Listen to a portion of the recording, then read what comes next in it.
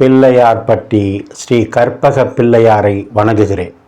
ஆதித்யாய சோமாய மங்களாய புதாயச குரு சுக்கிர சனி பெயர்ச்ச ராகுவே கேதுவே நமோ நமக.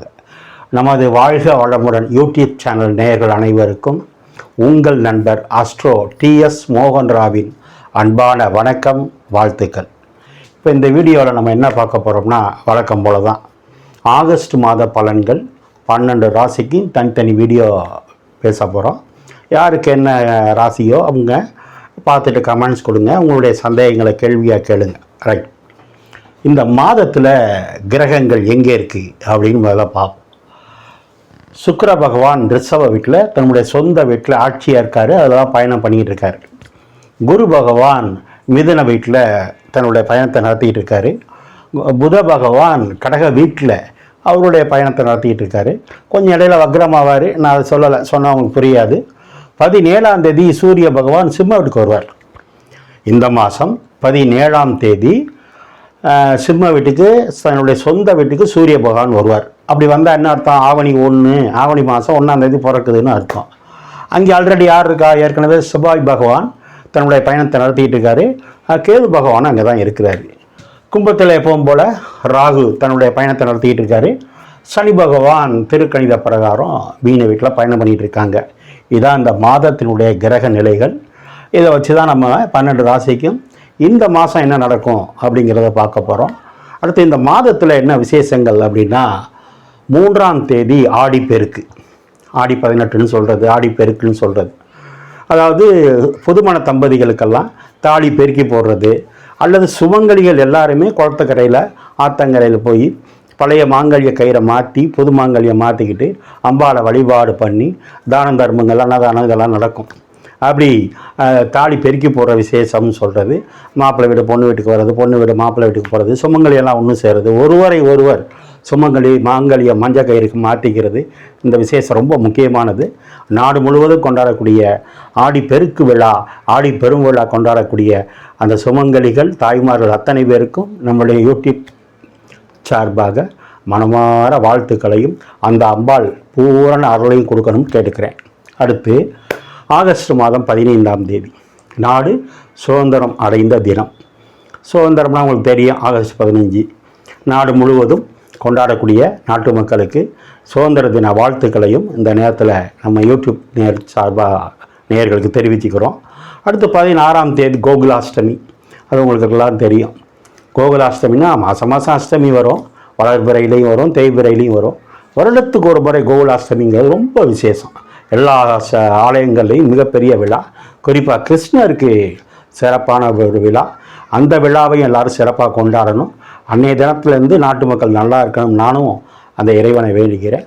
கொண்டாடக்கூடிய மக்களுக்கு கோகுலாஷ்டமி வாழ்த்துக்கள். அடுத்து ரொம்ப ரொம்ப முக்கியமான விசேஷம், 27ஆம் தேதி விநாயகர் சதுர்த்தி. உங்களுக்கெல்லாம் தெரியும், முதல் கடவுள் விநாயகர் தான். அவருக்கு பிறந்தநாள் விழா விநாயகர் சதுர்த்தி திருவிழான்னு சொல்கிறது. குறிப்பாக பார்த்தீங்கன்னா பிள்ளையார்பட்டி அந்த ஆலயத்தில் 1 மாத திருவிழா நடக்கும். கொடியேற்றம், அன்னதானம், தேரோட்டம் நடக்கும். அதே மாதிரி திருச்சியில் உச்சி பிள்ளையார் கோவில், அதே மாதிரி பாண்டிச்சேரியில் மடக்குள விநாயகர், இப்படி அந்த சிறப்பாக இருக்கிற விநாயகர்களுக்கெல்லாம் மிக சிறப்பான விழா. அது மட்டும் இல்லை, நம்ம தெருவில் நம்ம ஊரில் இருக்கிற விநாயகர்களுக்கெல்லாம் அன்றைக்கி மிகப்பெரிய விழா கொண்டாடம். கொல்கட்டை செஞ்சு அவருக்கு படைக்கிறது, குழந்தைங்களாம் விளையாட்டு போட்டி வைக்கிறது, எல்லாரும் இல்லத்துலேயும் விநாயகர் வாங்கி வச்சு சாமி கும்பிட்டு அதனுடைய விழாவை கொண்டாடுவாங்க.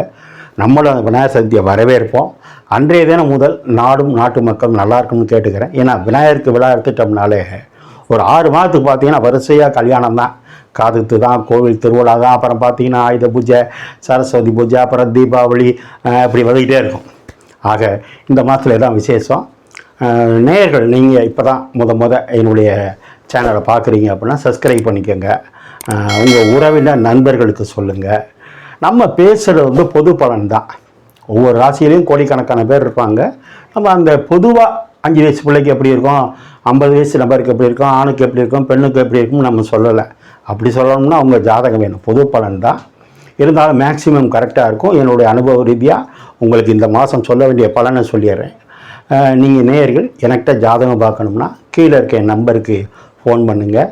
நான் வாட்ஸ்அப் நம்பர் தரேன், ஜாதகம் பார்க்கலாம்.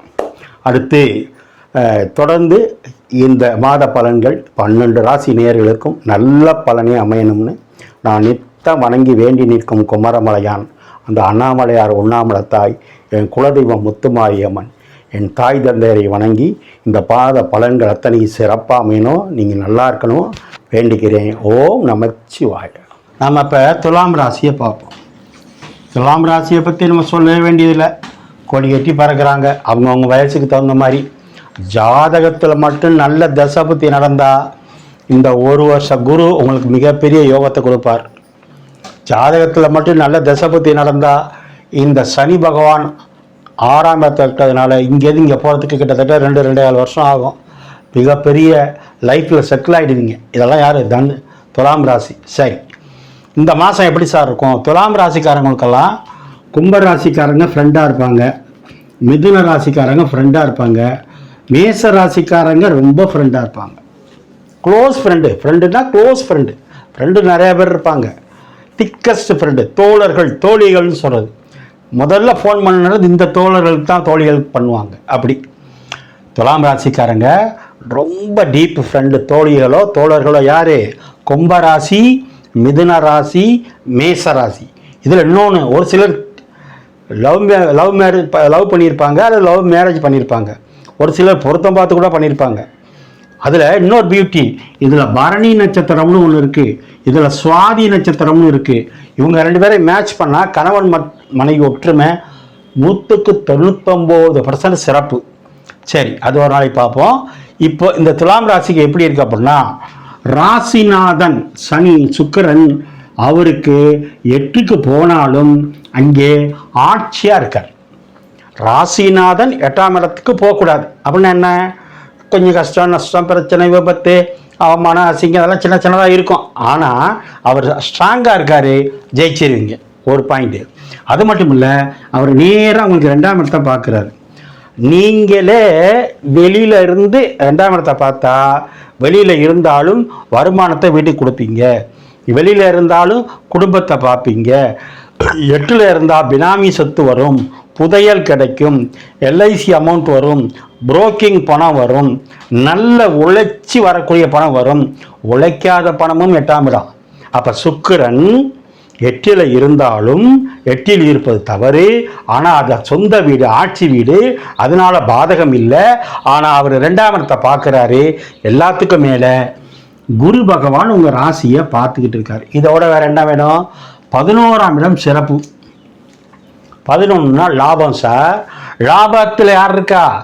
சூரியனும் இருக்குது, செவ்வாய் இருக்குது. அப்போது சூரியனா அப்பானால லாபம், சூரியனா அரசாங்கத்தினால லாபம், செவ்வாய்னா அரசியல்னால லாபம், கேதுனா ஆன்மீகத்தினாலேயும் லாபம், சூரியனாலேயும் லாபம். அப்போ அரசியல், ஆன்மீகம், அரசாங்கம் அத்தனையும் வெற்றி. புதிய பதவி கிடைக்கும், அதில் ப்ரொமோஷன் உண்டு. அடுத்து உங்களுக்கு 5ல் ராகு இருக்கலாமா சார்? இருக்கக்கூடாது. ஆனால் குரு பார்க்கறதுனால அந்த தோஷமும் இல்லை. 6ல் சனி, அற்புதமான யோகம். இந்த சனி மட்டும் இப்போ தான் சொன்னேன், 2-2.5 வருஷம் இங்கே இருப்பார். இங்கே ஏதோ போகிறதுக்குள்ள உங்கள் வயசுக்கு தகுந்த மாதிரி ஏதோ நல்லதை கொடுத்துட்டு தான் போவார். கல்யாணம் ஆகலை சார், பண்ணி வச்சுருவார். வேலை கிடைக்கல சார், வேலையை வாங்கி கொடுத்துருவார். குழந்தை இல்லை சார், குழந்தைய கொடுத்துருவார். ப்ரொமோஷன் இல்லை சார், ப்ரொமோஷனை கொடுத்துருவார். வீடு கட்டலை சார், வீடு கட்டி ஏதோ ஒன்று உங்கள் வயசுக்கு தகுந்த மாதிரி நடக்கும். உடல் ஆரோக்கியமாக இருக்கும். ஏன்னா சுக்கிரன் ஆட்சி, சுக்கிரன்னா மருத்துவர், சுக்கிரன்னா மருந்து. அப்போ அது நல்லா இருக்குது. ஆக இந்த மாதங்கள் முழுவதும் அடுத்து 2ஆம் வீட்டு அதிபதி போய் 11ல் இருக்கார். திரும்ப 1, 2, 3, 4ஆம் பார்வை அவரே பார்க்குறார். அப்போ செவ்வாய்னா உங்களுக்கு வருமானத்தை கொடுக்குற கிரகம், அந்த இடத்துக்கு அதிபதி ஸ்தானாதிபதி. குரு 2ஆம் ராசியை பார்க்குற தனகர ராசியை, பணம் புழங்கும், எண்ணி வைக்கணும். சூரியன் அப்போ தான் சொன்னேன், அப்பானால, தாத்தானால, அரசாங்கத்தினால யோகம். செவ்வாய் 2ஆம் வீட்டு கிரகம், திரும்ப 2 பார்க்கறதுனால செவ்வாய்னா பூமி, செவ்வாய்னா செங்கக்காலவா, செவ்வாய்னா ரியல் எஸ்டேட்டு, செவ்வாய்னா சிவில் இன்ஜினியரு, இத்தனையும் லாபம் உண்டு. செவ்வாய் இன்னொன்று உங்கள் மனைவின்னு சொல்ல, நீங்கள் கணவனாக இருந்தால் மனைவியை சொல்லக்கூடிய கிரகம் செவ்வாய். நீங்கள் மனைவியாக இருந்தால் கணவன், கணவனாக இருந்தால் மனைவி. அந்த செவ்வாய் குடும்பஸ்தானத்தை பார்க்குது. எவ்வளோ யோகம் கொட்டி கிடக்குது. கணவனால் மனைவிக்கு யோகம், மனைவினால் கணவனுக்கு யோகம். இந்த செவ்வாய் மறுபடியும் எங்கே பார்க்குது? 5ஆம் இடத்தை பார்க்குது. இந்த செவ்வாய் சூரியனோடு சேர்ந்து 5ஆம் இடத்தை பார்க்கறதுனால பிள்ளைங்களுக்கு யோகம், உங்கள் பூர்வீகத்துக்கு யோகம், உங்கள் பிள்ளைங்க வெளியில் போய் தங்கி படிப்பாங்க, உங்கள் தாத்தாவுக்கு யோகம். பூர்வீகம் புனிதப்படுது. ஏன்? செவ்வாய் சூரியன் பார்க்கறதுனால. உங்கள் பிள்ளைங்களுக்கு அரசாங்க வேலை கிடைக்கிறதுக்கு வாய்ப்பு இருக்குது, செவ்வாய் சூரியன் பார்க்கறதுனால. உங்கள் பிள்ளைங்களுக்கு அரசியலில் பதவி கிடைக்க வாய்ப்பு இருக்குது, செவ்வாய் சூரியன் பார்க்கறதுனால. உங்கள் பிள்ளைங்களுக்கு ப்ரொமோஷன் கிடைக்க வாய்ப்பு இருக்குது, செவ்வாய் சூரியன் சார், இந்த செவ்வாய் சூரியன் இங்கே நீங்கள் நகரத்துக்குள்ள நீங்கள் உங்கள் அப்பாவோ அம்மாவோ தாத்தாவோ உங்கள் பிள்ளைங்களோ மிகப்பெரிய ராஜயோகத்தை அடைவீங்க. இது இந்த மாதம் நடக்கும். நீங்களே எனக்கு ஃபோன் பண்ணி சொல்லுவீங்க. இந்த மாதம் துலாம் ராசிக்காரங்களுக்கு 17ஆம் தேதி 18ஆம் தேதி சந்திராஷ்டமம் இருக்குது. அந்த நாட்களில் கவனம். நீங்கள் வழிபட வேண்டியது மகாலட்சுமி வழிபாடு. இந்த மாதம் விநாயகர் சதுர்த்தி வருது. முடிஞ்சால் ஒரு தடவை பிள்ளையார்பட்டி விநாயகர் வழிபாடை போய் பண்ணுங்கள். மகாலட்சுமி வழிபாடை பண்ணுங்க. வழக்கறிஞர்கள், நீதிபதிக்கு, பேராசிரியர்கள்லாம் ப்ரொமோஷன் காத்து இருக்கு. ஏன் ஜோசியருக்கும் காத்து இருக்கு.